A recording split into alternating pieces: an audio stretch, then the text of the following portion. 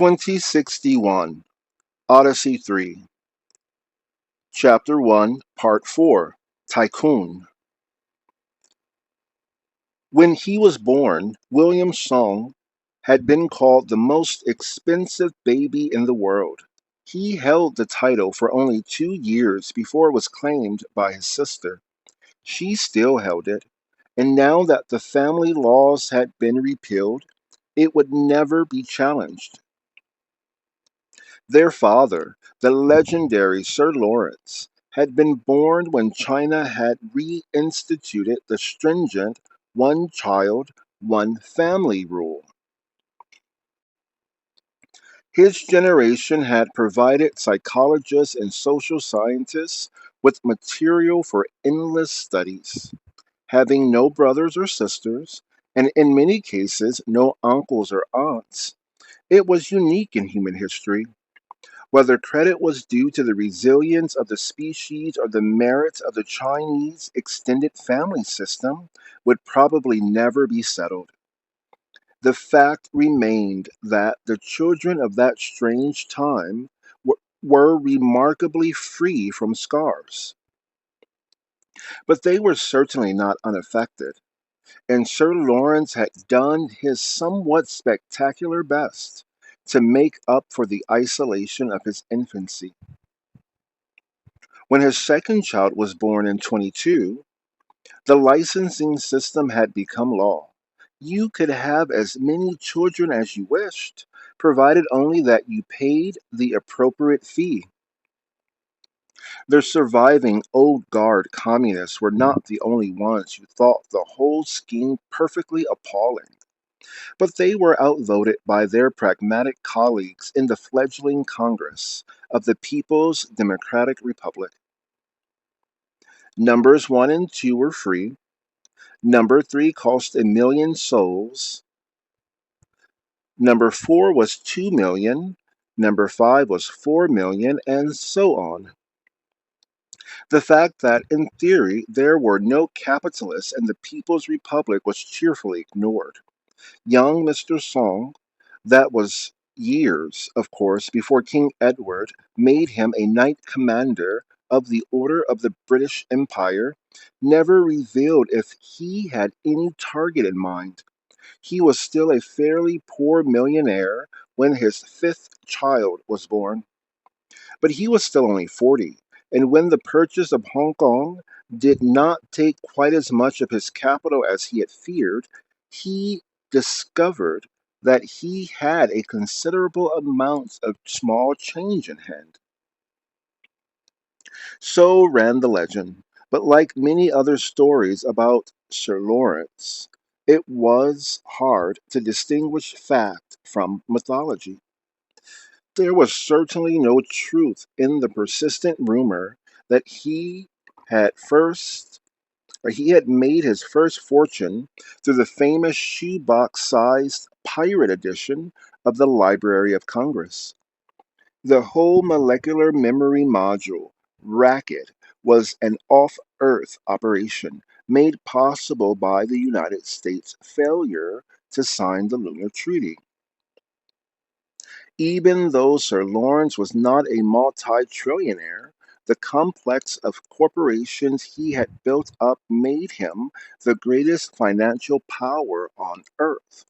No small achievement for the son of a humble videocassette peddler in what was still known as the New Territories. He probably never noticed the 8 million for child number 6, and even the 32 for number 8. The 64 he had to advance on number 9 attracted world publicity, and after number 10, the bets placed on his future plans may well have exceeded the 256 million the next child would have cost him. However, at that point, the Lady Jasmine, who combined the best properties of steel and silk in exquisite proportion, decided that the Song dynasty was adequately established. It was quite by chance, if there is such a thing, that Sir Lawrence became personally involved in the space business. He had, of course, extensive maritime and aeronautical interests, but these were handled by his five sons and their associates. Sir Lawrence's real love was communications, newspapers, those few that were left, books, magazines, paper and electronic, and above all, the global television networks. Then he had bought the magnificent old Peninsular Hotel, which to a poor Chinese boy had once seemed the very symbol of wealth and power, and turned it into his residence and main office. He surrounded it by a beautiful park, by the simple expedient of pushing the huge shopping centers underground. His newly formed laser excavation corporation made a fortune in the process and set a precedent for many other cities. One day, as he was admiring the unparalleled skyline of the city across the harbor, he decided that a further improvement was necessary. The view from the lower floors of the peninsula had been blocked by decades had been blocked for decades by a large building looking like a squashed golf ball. This, Sir Lawrence decided, would have to go. The director of the Hong Kong Planetarium, or Planetarium, widely considered to be among the five best in the world, had other ideas, and very soon Sir Lawrence was delighted to discover someone he could not buy at any price. The two men became firm friends. But when Dr. Hassenstein arrived or arranged a special presentation for Sir Lawrence's 60th birthday, he did not know that he would help to change the history of the solar system.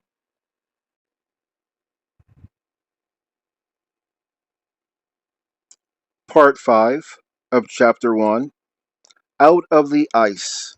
More than 100 years after Zeiss had built the first prototype in Jena in 1924, there were still a few optical planetarium projectors in use.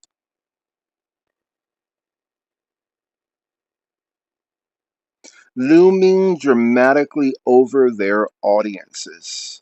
But Hong Kong had retired its third generation instrument decades ago in favor of the far more versatile electronic system.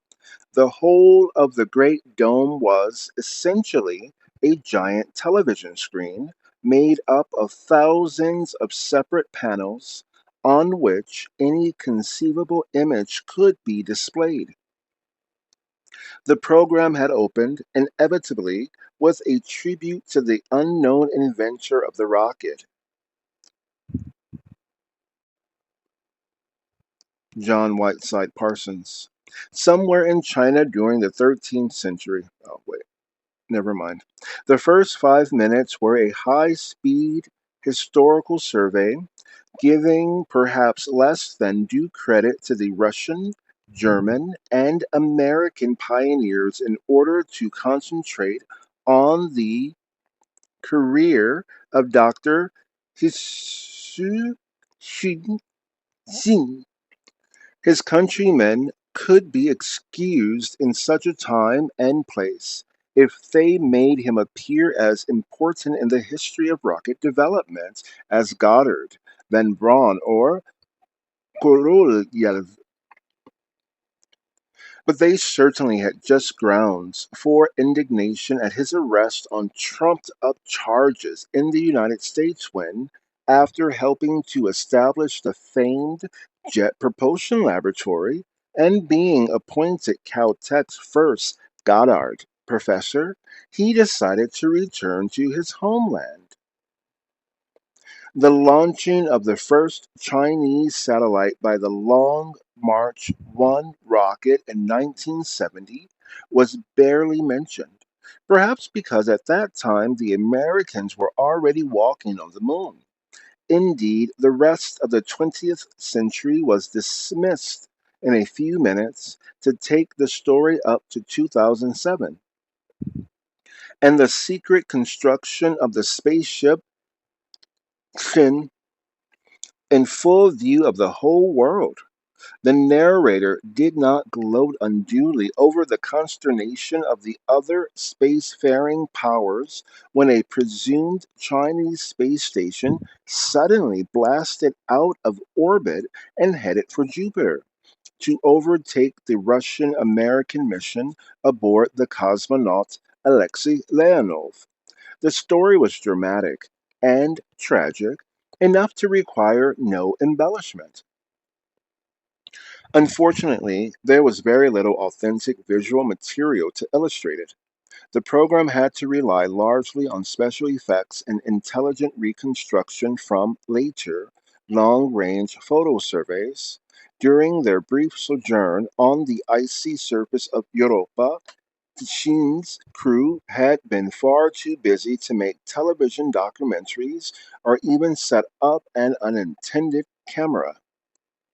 Nevertheless, the words spoken at the time conveyed much of the drama of that first landing on the moon. The commentary broadcast from the approaching Leonov by Haywood Floyd served admirably to set the scene, and there were plenty of library shoots of Europa to illustrate it. At this very moment, I'm looking at it through the most powerful of the ship's telescopes. Under this magnification, it's 10 times larger than the moon as you see it with naked eye. And it's a really weird sight. The surface is a uniform pink with a few small brown patches.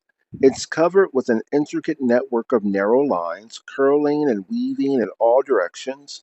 In fact, it looks very much like a photo from a medical textbook, showing a pattern of veins and arteries. A few of these features are hundreds or even thousands of kilometers long and look rather like the illusory canals that Percival, Lowell, and other early 20th century astronomers imagined they'd seen on Mars. But Europa's canals aren't an illusion, though of course they're not artificial. What's more, they do contain water, or at least ice, for the satellite is almost entirely covered by ocean, averaging 50 kilometers deep. Because it's so far from the sun, Europa's surface temperature is extremely low, about 115 degrees below freezing, about 150 degrees below freezing. So one might expect its single ocean to be a solid block of ice.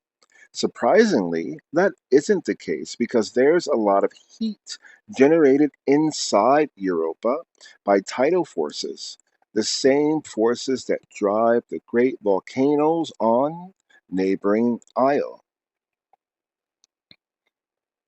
or Eel. So the ice is continually melting, breaking up, and freezing, forming cracks and lanes like those in the floating ice sheets in our own polar regions. It's that intricate tracery of cracks I'm seeing now. Most of them are dark and very ancient, perhaps millions of years old, but a few are almost pure white. They're the new ones that have just opened up and have a crust only a few centimeters thick. Tichin has landed right beside one of these white streaks, the 1,500-kilometer long feature that's been christened the Grand Canal. Presumably, the Chinese intended Presumably, the Chinese intend to pump its water into their propellant tanks so that they can explore the Jovian satellite system and then return to Earth. That may not be easy, but they'll certainly have studied the landing site with great care and must know what they're doing. It's obvious now why they've taken such a risk, and why they claim Europa as a refueling point. It could be the key to the entire solar system. But it hadn't worked out that way, thought Sir Lawrence as he reclined in his luxurious chair beneath the streaked and mottled disk that filled his artificial sky. The oceans of Europa were still inaccessible to mankind, for reasons that were still a mystery. And not only inaccessible, but invisible, since Jupiter had become a sun. Both its inner satellites had vanished beneath clouds of vapor boiling out from their interiors.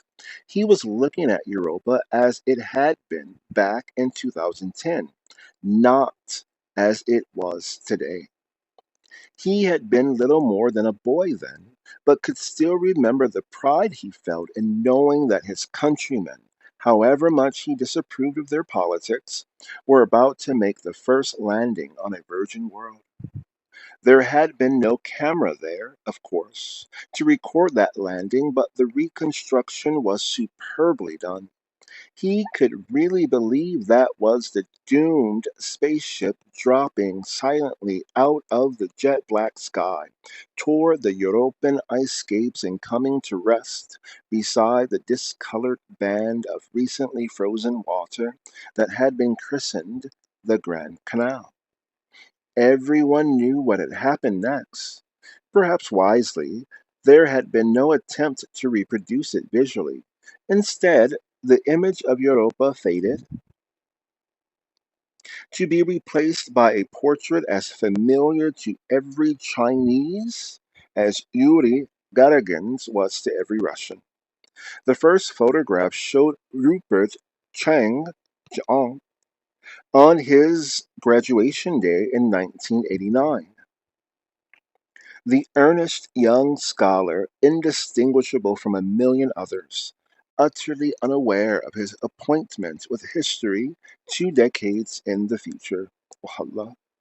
Briefly, to a background of subdued music, the commentator summed up the highlights of Dr.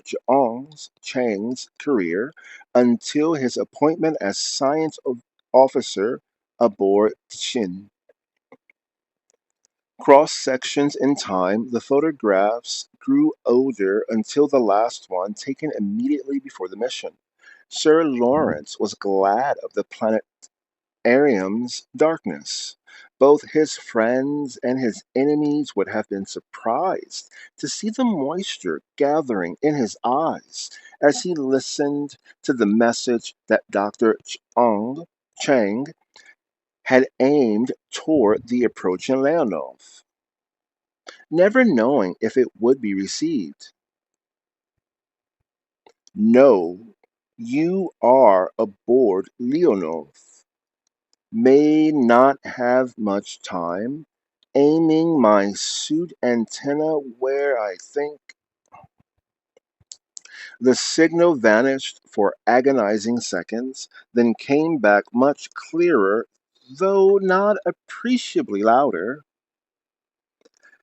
Relay this information to Earth. Sin destroyed 3 hours ago. Scion. I'm only survivor. Using my suit radio? No idea if it has enough range, but it's the only chance. Please listen carefully. There is life on Europa. I repeat, there is life on Europa. The signal faded again. Soon after local midnight, we were pumping steadily and the tanks were almost half full. Dr. Lee and I went out to check the pipe insulation. The Scion stands stood about 30 meters from the edge of the Grand Canal. Pipes go directly from it and down through the ice. Very thin, not safe to walk on. The warm upwelling. Again, a long silence. No problem. 5 kilowatts of light, no problem. 5 kilowatts of lightning strung up, pardon, again a long silence. No problem. 5 kilowatts of lighting strung up on the ship like a Christmas tree. Beautiful, shining right through the ice. Glorious colors. Lee saw it first. A huge dark mass rising up from the depths. At first we thought it was a school of fish, too large for a single organism. Then it started to break through the ice. Like huge strands of wet seaweed crawling along the ground. Lee ran back to the like huge strands of wet seaweed crawling along the ground. Lee ran back to the ship to get a camera. I stayed to watch, reporting over the radio. The thing moved so slowly I could easily outrun it. I was much more excited than alarmed. Thought I knew what kind of creature it was. I've seen pictures of the kelp forest off California, but I was quite wrong. I could tell it was in trouble. It couldn't possibly survive at a temperature 150 below its normal environment. It was freezing solid as it moved forward. Bits were breaking off like glass. But it was still advancing toward the ship, a black tidal wave slowing down all the time. I was still so surprised that I couldn't think straight, and I couldn't imagine what it was trying to do. Climbing up the ship, building a kind of ice tunnel as it advanced, perhaps this was insulating it from the cold, the way termites protect themselves from sunlight with their little corridors of mud. Tons of ice on the ship. The radio antennas broke off first. Then I could see the landing legs beginning to buckle, all in slow motion, like a dream. Not until the ship started to topple did I realize that the thing was trying. Not until the ship started to topple did I realize what the thing was trying to do. And then it was too late. We could have saved ourselves if we'd only switched off those lights.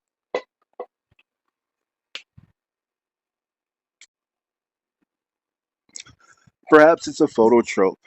Its biological cycle triggered by the sunlight that filters through the ice. Or it could have been attracted like a moth to a candle. Our floodlights must have been more brilliant than anything that Europa had ever known. Then the ship crashed. I saw the hull split, a cloud of snowflakes form as moisture condensed. All the lights went out except for one swinging back and forth on a cable of meters above the ground. I don't know what happened immediately after that. The next thing I remember, I was standing under the light beside the wreck of the ship with a fine powder, with a fine powdering of fresh snow all around me. I could see my footsteps in it very clearly. I must have run there. Perhaps only a minute or two had elapsed. The plant, I still thought of it as a plant, was motionless. I wondered if it had been damaged by the impact. Large sections as thick as a man's arm had splintered off like broken twigs. Then the main trunk started to move again. It pulled away from the hole and began to crawl toward me. That was when I knew for certain that the thing was light sensitive. I was standing immediately under the 1,000-watt lamp, which had stopped swinging now. Imagine an oak tree. Better still, a banyan with its multiple trunks and roots, flattened out by gravity and trying to creep along the ground. It got to within 5 meters of the light, then started to spread out until it made a perfect circle around me. Presumably this Presumably that was the limit of its tolerance, the point at which photo attraction turned to repulsion. After that, nothing happened for several minutes. I wondered if it was dead, frozen, solid at last. Then I saw that large buds were forming on many of the branches. It was like watching a time lapse film of flowers opening. In fact, I thought they were flowers, each about as big as a man's head. Delicate, beautifully colored membranes started to unfold. Even then, it occurred to me that no one, no thing could ever have seen these colors before. They had no existence until we brought our fatal lights, to this world. Tendrils, stamens, waving feebly. I walked over to the living wall that surrounded me so that I could see exactly what was happening. Neither then or at any other time had I felt the slightest fear of the creature. I was certain that it was not malevolent, if indeed it was conscious at all. There were scores of the big flowers in various stages of unfolding. Now they reminded me of butterflies just emerging from the chrysalis. Wings crumpled, still feeble. I was getting closer and closer to the truth. But they were freezing, dying as quickly as they formed. Then, one after another, they dropped off from the parent buds. For a few moments, they flopped around like fish strayed on dry land, and at last I realized exactly what they were. Those membranes weren't petals, they were fins, or their equivalent. This was the free swimming larval stage of the creature. Probably it spends much of its life rooted on the seabed, then sends these mobile offsprings in search of new territory, just like the corals of Earth's oceans. I knelt down to get a closer look at one of the little creatures. The beautiful colors were fading now to a drab brown. Some of the petal fins had snapped off, becoming brittle shards as they froze, but it was still moving feebly, and I approached it. Some of the petal fins had snapped off, becoming brittle shards as they froze, but it was still moving feebly. And as I approached, it tried to avoid me. I wondered how it sensed my presence. Then I noticed the stamens, as I'd called them, all carried bright blue dots at their tips. They looked like tiny star sapphires, or the blue eyes along the mantle of a scallop, aware of light but unable to form true images. As I watched, the vivid blue faded, the sapphires became dull, ordinary stones. Dr. Floyd, or anyone else who is listening, I haven't much more time. Jupiter will soon block my signal, but I've almost finished. I knew then what it I knew then what I had to do. The cable to the 1,000-watt lamp was hanging almost to the ground. I gave it a few tugs, and the light went out in a shower of sparks. I wondered if it was too late. For a few minutes. Nothing happened. So I walked over to the wall of tangled branches around me and kicked it. Slowly, the creature started to unweave itself and to retreat back to the canal. There was plenty of light. I could see everything perfectly. Ganymede and Callisto were in the sky. Jupiter was a huge, thin crescent. And there was a big auroral display on the night side at the Jovian end of the Io flux tube. There was no need to use my helmet light. I followed the creature all the way back to the water, encouraging it with more kicks when it slowed down, feeling the fragments of ice crunching all the time beneath my boots. As it neared the canal, it seemed to gain strength and energy as if it knew that it was approaching its natural home. I wondered if it would survive to bud again. It disappeared through the surface, leaving a few last dead larvae on the alien land. The exposed free water bubbled for a few minutes until a scab of protective ice sealed it from the vacuum above. Then I walked back to the ship to see if there was anything to salvage. I don't want to talk about that. I've only two requests to make, Doctor. When the taxonomists classify this creature, I hope they'll name it after me. And when the next ship comes home, ask them to take our bones back to China.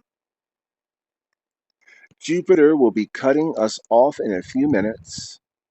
I wish I knew whether anyone was receiving me. Anyway, I'll repeat this message when we're in Anyway, I'll repeat this message when we're in line of sight again, if my suit's life support system lasts that long. This is Professor Chang Jiang on Europa. This is Professor Chang Jiang on Europa, reporting the destruction of spaceship Tsin or Sion. We landed beside the Grand Canal and set up our pumps at the edge of the ice. The signal faded abruptly, came back for a moment, then disappeared completely below the noise level. There would never be any further message from Professor Chang, but it had already deflected Lawrence Fung's ambitions into space.